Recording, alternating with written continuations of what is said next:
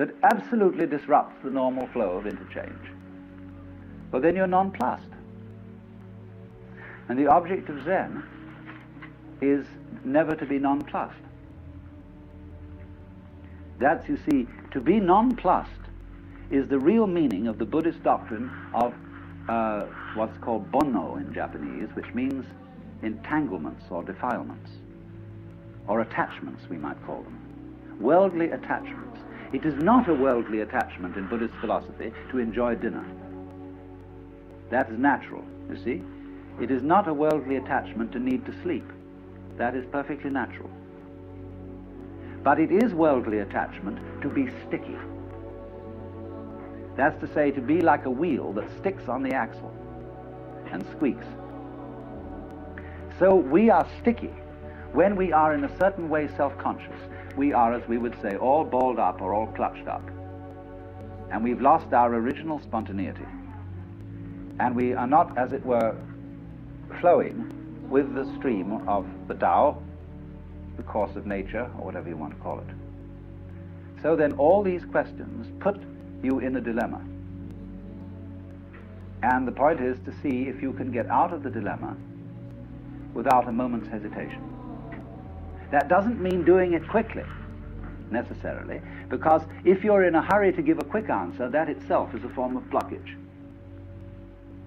You should all read in this connection a translation in Suzuki's book, Zen and Japanese Culture, of a letter written by Takuan, who invented pickled radishes.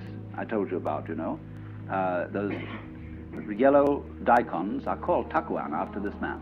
And he wrote a letter on the art of swordsmanship, where he explains the necessity of spontaneity in fencing is that if you have to stop to think about how you're going to respond to a certain kind of attack, it's too late. You'll be dead. You must respond in the same way as when you clap your hands, the sound comes out without a moment's hesitation. Or when you strike steel on flint, there is no waiting before the spark comes out. But he adds, if you try to be quick, this will itself be a block. So when, you may know this, that when people are trained in the use of the sword, they get what Anne Clark bought the other day, which is a bamboo sword to start with. And you can give a person a healthy clubber with a bamboo sword without actually ruining him. So the teacher may well have you work around the house doing various chores as a sort of janitor when you begin in sword school, and will take every possible occasion to surprise you and hitting you with a bamboo sword. And you're expected to defend yourself with anything available, with the cushion, with the broom, with a saucepan, anything you happen to be handling. Defend yourself immediately. Well, after a while, you know, if you're going around your everyday work expecting to be jumped on any minute, it becomes rather nerve-wracking. Especially if you're thinking all the time about where's it going to come from next.